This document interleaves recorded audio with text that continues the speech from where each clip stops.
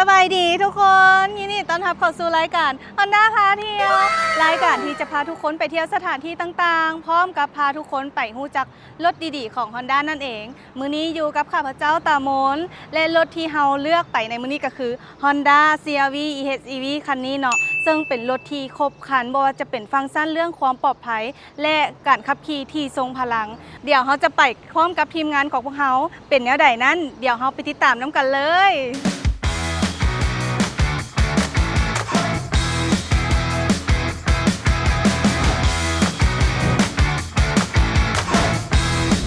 และนี่คือทีมงานที่จะร่วมเดินทางไปนำพวกเขาเนาะทุกคนแนะนำตัวเน่ สบายดีเซลก้อยฮอนด้าเด้อ สบายดีเซลเมเดอร์มีเดอร์ของคนเดินทางนำเซียมี่ ผมว่าเป็นเซลอ่ะ สถานที่ที่เขาจะไปในมื้อนี้ก็คือเมืองวังเวียงนั่นเอง ว้าว ซึ่งว่าเมืองวังเวียงนี้จะเป็นแขกเวียงจันทร์จะเป็นสถานที่หนึ่งที่ว่ามีธรรมชาติหลากหลายเนาะและก็มีที่ท่องเที่ยวหลายบอกว่าสิเป็นคนต่างประเทศหรือว่าคนในประเทศเนาะนิยมกันไปพักผ่อนเนาะโอ้ยวันนี้เขาต้องเอารถไปลุยอีกเป็นวันนี้ แมนเขาจะเอาน้อง CR-V คันนี้ไปลุยในนอกตัวเมืองเนาะในมื้อนี้เขาจะทดลองพร้อมว่ารถ CR-V คันนี้มันประหยัดน้ำมันส่ำใดด้วยซาเล้งที่ว่าเขาจะเติมน้ำมัน1 ล้านกีบไปกับวังเวียงเนาะว่าน้ำมันนี่จะประหยัดหรือว่าจะหมดกลางทางเนาะถ้าหมดกลางทางเนี่ยอาจจะจุ ถ้าไม่จุ่มเนี่ยไอ้ครับยังเดียวนะโม ไม่ ย ถึงหรือว่าน้ำมันเขายังจะเหลือประมาณซ้ำใดไปกับ1 ล้านกีบ เดี๋ยวเขาไปเบิ่งกันเลยทุกคน เขาขึ้นรถมานี่เขาเห็นอันหนึงนะที่ว่าเขาแปลกตาเห็นก็คือ อันนี้นะทุกคนมันคืออย่างนี้เมย์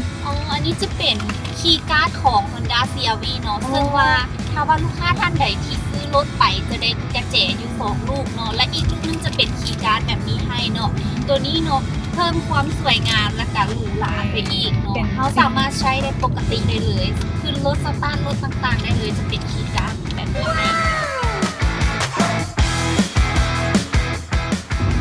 ตอนนี้พวกเขากะฮอด ปั๊มน้ำมันเป็นที่เรียบร้อยแล้ว เอี่ยมเงินไว้ล้านหนึ่งเด้อมื้อนี้น่ะ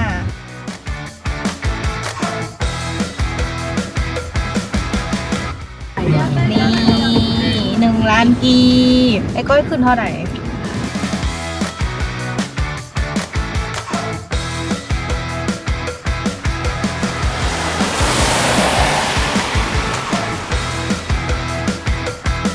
ตัวนี้เอิ้นมาเป็นฟังก์ชันตัวไหน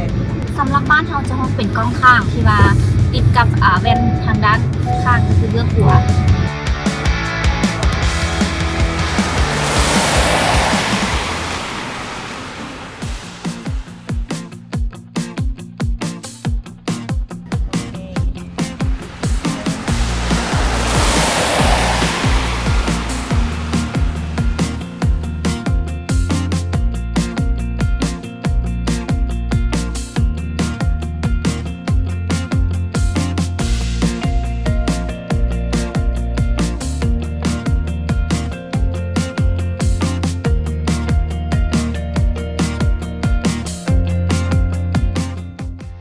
เป็นเรื่องของของคนในกะมาวังเวียงแล้วกลับมากับรถ Honda CR-V ในดีคันนี้ สำหรับเขาก็คือแบบนุ่มตอนที่นุ่มสบายสะดวกสบายเย็นดีแล้วก็แบบทุกทีนะตกทุกทีนะ พวงเลยแล้วก็ เหยียดได้สบาย เอียดเราสามารถ วาง ยื คือ ด เปิดแล้วได้ คือรถเลยก็ไม่เปิดรับเลย คนขับนี่อยากออกเองตลอดนะรู้สึกว่าเสียงตื่นมาเปิดคือบอกเฮ็ดอย่างเฮ็ดได้ทุกอย่างคนขับเขารู้สึกว่าระบบลิ้นพวงมาลัยหรือว่าการปรับเกียร์ปรับเอียงหรือว่าโหมดสวยกับขี่นะหลายแหงมันมือละหายก็ยังรู้สึกว่ามันยัง ยังเลยยังหลายเลยแม่นเพราะว่าหมวดที่ปั๊บหันมันจะอยู่แต่เฉพาะทางไก่หรือว่าทางด่วนเนาะที่ว่าบนรถหลายเนาะแต่ว่าคันมาไปทางแบบขึ้นฟูขึ้นก้อยนะมันก็ยังมีตัวระบบเซนซิ่งตัวนึงที่ว่าช่วยชะลอความเร็วหรือว่าความไวในการค่อยแม่น แล้วก็โหมดนี้เขายังไม่ได้ใช้ แม่นยังบ่ทันได้ใช้เด้อ คันสั่นไปได้บอกยี่ห้อกำลังเป็นไวรัลตอนนี้แกงยุ้ยแต่แกงยุ้ยต้องไปลงเขาสิไปลองระบบนี้อยู่ตาไหนบอก เดี๋ยวไอชีสาธิตให้เบิ่งหรือว่าเดี๋ยวพาไปแล้วชีเฮ ฮ็ดโน่นนี่ให้เลยแม่มามันเป็นจังไดเพราะว่าเวลาเขาสโลว์ด้วยความไวหรือว่าขึ้นค่อยเนาะมันสามารถปรับได้ว่าเขาอยากได้5กิโลหรือ10กิโลตอนลงนะหรือว่าตอนขึ้นมันสามารถปรับได้เลยตัวนี้นะและมันจะคุมรถช่วยนำไปสโลว์ของมัน เดี๋ยวเขา มีแต่ว่าเฮาคง ตอน เข้า นี้ ก่อน เขา เนาะ เข้าก่อน เข้าก่อนละเดี๋ยวเราจะไปอีกวันหนึง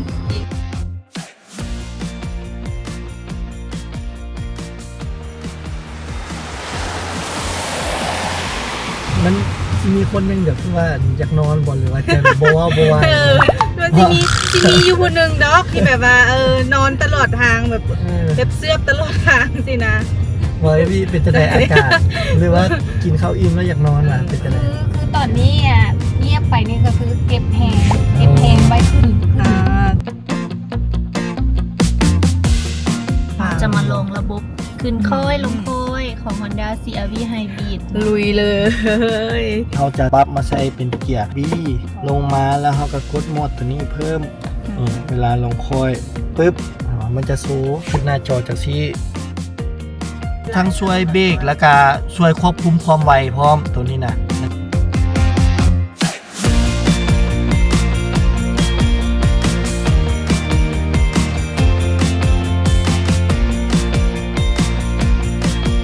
ซึ่งตอนนี้เฮาก็มาฮอดแล้วเนาะ ว่าใส่ ตาเจนยุย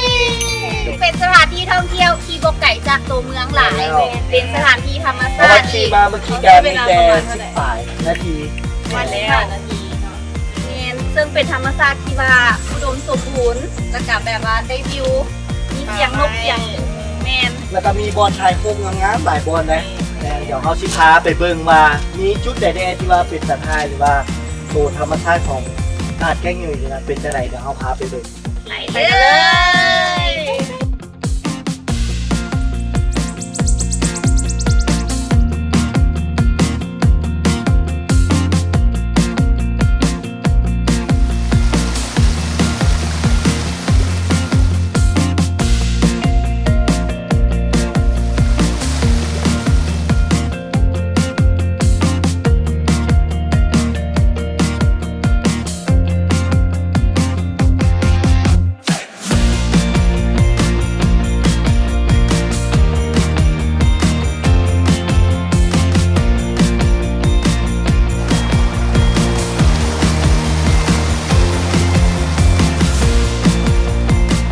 ตอนนี้เราก็ออกมาจากแกงยุ้ยแล้วเนาะ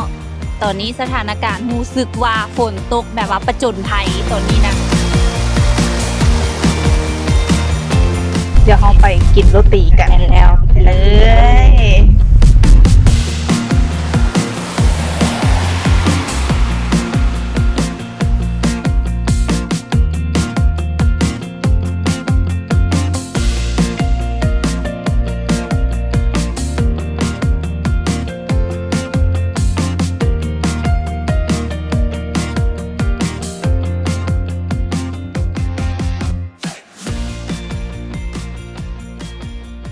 จบกันไปแล้วเนาะกับภารกิจซาเล้งของพวกเขาที่ว่าเติมน้ำมันเพียง1 ล้านกีบก็คือเฮาเฮ็ดซาเล้งประหยัดน้ำมันหรือบ่เนาะแต่ว่าสิ่งที่เซอร์ไพรส์ที่สุดในมื้อนี้ก็คือฝนตก กับแมนก็เป็นอีกหนึ่งประสบการณ์ที่ว่าเราได้ประจนภัย มีทั้งฝน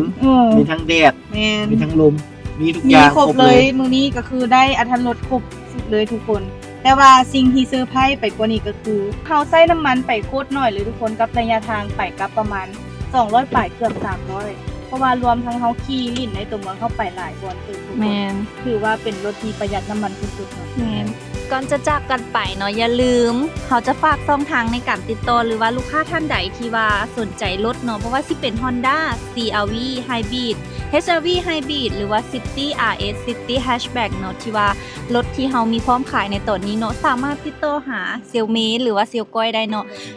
ติดต่อช่องทางเซลเมเพจของเซลเมกับ Honda ลาวบ่ายเซลเมเนาะแล้วก็เบอร์โทร020 99cc 1866เด้อ สำหรับเซลลก้อยเนาะก็คือเพจของเซลลก้อยก็คือ Honda ลาวเนาะเซลลก้อยนั่นแหละแล้วก็เบอร์โทรก็แม่น5665 438เนาะ ทักมาลงหรือว่าสอบถามข้อมูลได้เนาะ แม่น มีเพจใหญ่พร้อม แมนเพจแม่ก็คือ Honda ลาวของพวกเขานั่นเองเนาะฝากคุณติดตามเลยเด้อเพราะว่าพวกเขาจะมีกิจกรรมหลายๆบ่ว่าไลฟ์ของแจกหรือว่าโปรโมชั่นดีๆพวกเขาฝากทุกคนติดตามทั้งเพจของเซลล์แล้วก็เพจ Honda ลาวของพวกเขาเลยเด้อสุดท้ายนี้ขอบใจ สบายดี สบายดี